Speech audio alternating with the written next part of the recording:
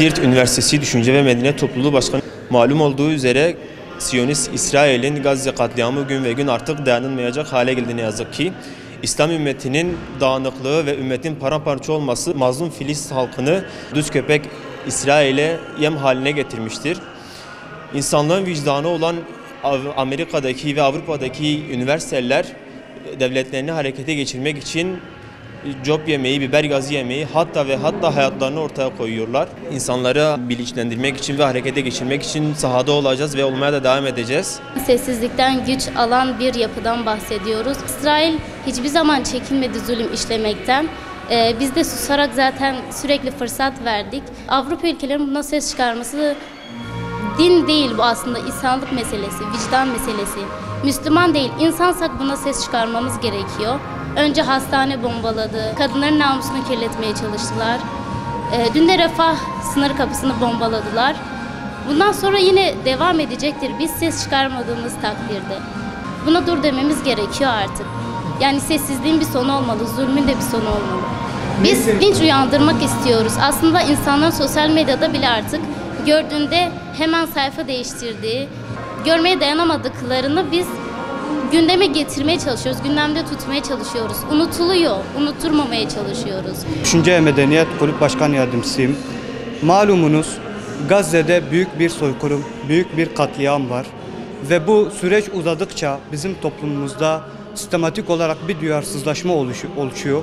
Sırf bu duyarsızlaşmayı bitirmek için, oradaki katliamları gözler önüne sermek için, farkındalık oluşturmak için toplumda Siirt Üniversitesi Eğitim Fakültesi Dekanlığı'nın düzenlemiş olduğu Gazze programına biz de sevgi olarak destek verdik. Biliyorsunuz, bilindiği üzere Avrupa'daki tüm üniversitelerde bütün öğrenciler, akademisyenler, herkes kendi kariyerlerini ayaklar altına almak pahasına bu zulme dur diyorlar. Bu zulmün karşısında duruyorlar. Ve bizim de bu farkındalıkta olmamız gerekiyor. Gazze bizim insani ve İslami sorumluluğumuzdur. Biz bunu yerine getirmeye çalışıyoruz. Modern yaşam açısından tahlil edilecek, analiz edilecek bir şey. Bu taraf Kudüs'te Gazze'lilerin, daha doğrusu Filistinlilerin daha çok yoğunlukla ikamet ettikleri yokluk içerisindeki bölge. Bu tarafta gücü, işgali, imkanları sembolize eden, çok daha modern ve refah yaşamı sembolize eden Yahudilerin yaşadığı bölge. 6-7 aylık bir süredir bölgemizde, Gazze'de tarihin görüp görebileceği en vahşi katliamlardan birisine tanık oluyoruz. Gözlerimizin önünde cereyan ediyor. 15 bine yakın çocuk, 10 bine yakın kadının, annenin öldürüldüğü vahşi bir katliam.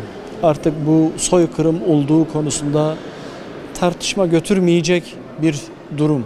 Maalesef bölge ülkeleri sessiz. Daha gür ses çıkarması gereken kesimler o duruşu göstermiyor. Batı'da, üniversitelerde başlayan vicdanlı insanların eylemleri, yükselen seslerine şahit oluyoruz. İşte Batı'da büyük üniversitelerde başlayan bu eylem dalgası, bunu desteklemek, onun yanında olduğumuzu hissettirmek ve Gazze'de hiç kesilmeyen, hatta artarak devam eden bu katliamlara ses olabilmek, oraya nefes olabilmek amacıyla öğrencilerimiz farklı etkinliklerden oluşan bir program uyguladı. Bu program kapsamında resim sergisi var. Her biri hikayesi olan resimler. Bir kısmı öğrencilerimizin çizdiği, bir kısmı farklı toplulukların derleyip getirdiği, duygusu hikayesi olan resimler. Maddi destek için kermes düzenlendi. Eylem çadırlarına sembolik katkı amacıyla çadır kuruldu. Muhtemelen öğrencilerin bu çadırları artacak gibi görünüyor. Sanatsal gösteriler yapıldı, sahne gösterileri yapıldı. Ve bu 2 gün devam edecek. Bu kıymetlidir. Her ne yapabiliyorsak onu yapmakla sorumluyuz.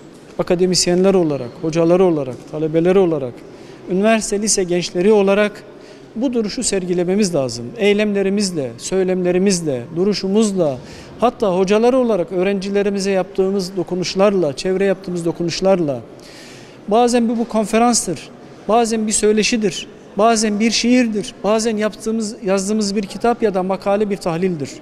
Bununla ilgili sorumluluklarımızı yerine getirme durumumuz var. Gazze'deki katliamların bir benzerinin Refah'ta yaşanma ihtimali var maalesef.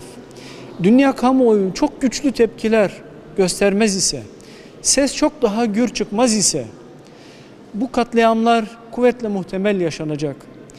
Rafah ismi itibariyle de çok anlamlı. Bizim çocuklarımız refah içinde yaşarken Rafah'ta çocuklar katledilecek. Buna seyirci kalamayız. Buna sessiz kalma lüksümüz yok. Kendi konfor alanımızdan çıkıp her türlü riski göze alarak çok daha güç duruş sergilemeye ihtiyacımız var. Özellikle akademisyenlerin, eğitimcilerin, öğretmenlerin